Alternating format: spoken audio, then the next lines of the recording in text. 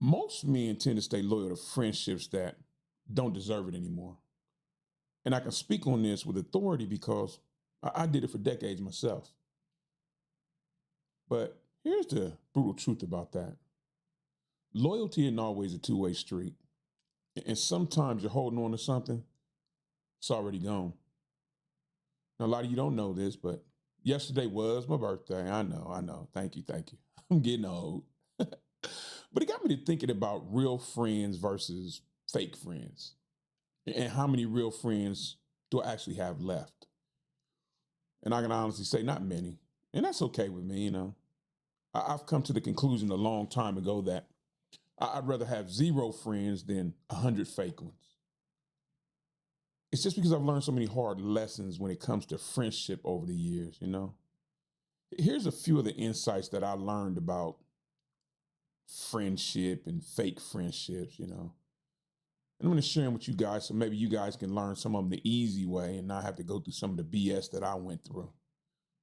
What I've learned mostly is that's what separates real friends from fake friends. Real friends, they will defend your name. They don't just defend you when you're there. They defend you when you're out of the room. When somebody says something bad about you, you're not around to defend yourself. That's your spokesman. They're going to defend you for you.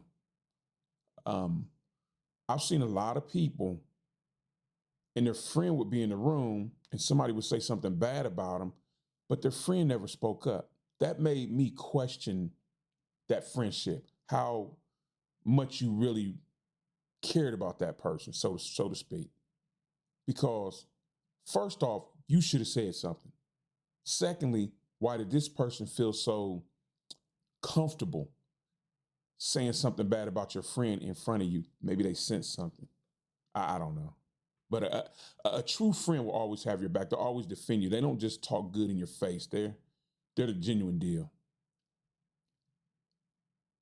Bringing up another subject, I lost a 40-year friendship because I told a buddy the truth uh, about some of his behavior that was just unacceptable to me, you know? And he did it twice. He didn't do it once, he did it twice. Same situation, same promise he broke. But when I confronted him about it, he couldn't handle the honesty. And that, I guess, I was somewhat surprised, but I don't know. You know what I realized about that relationship, that friendship? That friendship was already dead, and it had been dead for a while. I was just too loyal to see it. Because in reality, a real friend, they should tell you what you need to hear. Not listen to me, not what you want to hear, but what you need to hear. They'll risk that friendship to tell you the truth. Fake friends, though, they'll sit right there and lie in your face. They want to keep you comfortable so they can continue to use you or get whatever it is they're getting out of the relationship. But a real friend, a true friend, they're going to tell you those hard truths that you're not always going to want to hear them. But, you know, unfortunately, they're going to tell them to you. Another thing you can do to help you spot fake friends: watch their actions. That's one that I had to learn the hard way. Mouths, don't trust what comes out of a person's mouth. Mouths can lie. Actions don't lie. For instance, we all have that one friend. Well, I don't have them anymore, but I've had some. We all have those friends who are the town gossips that run around telling everybody's business and sharing this person's business, sharing that person's business. Stop and think for a minute. If they're sharing everybody else's business, guess what? When you're not around, you're probably the topic of conversation. Because if they're gossiping about others to you, well, they're gossiping about you to others. Guarantee you that.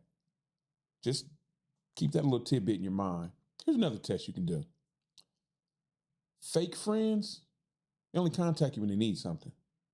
Real friends, though, they call to check on you because they care about you. They genuinely are concerned about you and your well-being. They don't need a reason to call, just to reach out. You never had a friend just call, say, hey man, what you doing? I'm just taking it easy. What's going on? No, just call, check on you, make sure everything's all right. That's a true friend. That is a true friend. But me, myself, I can honestly say that I've reached a point in my life where my peace is paramount over everything. I will not have my peace disturbed. I become what I like to call a student of solitude. I'd rather be alone than to compromise or settle for people who I don't trust. And let's be honest, people, that's what friendship truly boils down to. It boils down to trust. And if you can't trust somebody, why would you want to be friends with them? That's another thing about fake friends that I've learned over the years. They drain your energy, man. They're like energy vampires. Whereas when you're around your real friends, they give you energy. They boost you up. But after hanging out with fake friends or even fake people, you feel worn down and exhausted and kind of confused, like something's not quite right. But after time with your real friends, the people who genuinely care about you and have your best interests at heart, you feel comfortable about yourself. You feel good. You feel energized. Positivity is what positivity. That's a good word. But anyway, and as I've gotten older too, I've come to realize that I don't have to see my real friends all the time.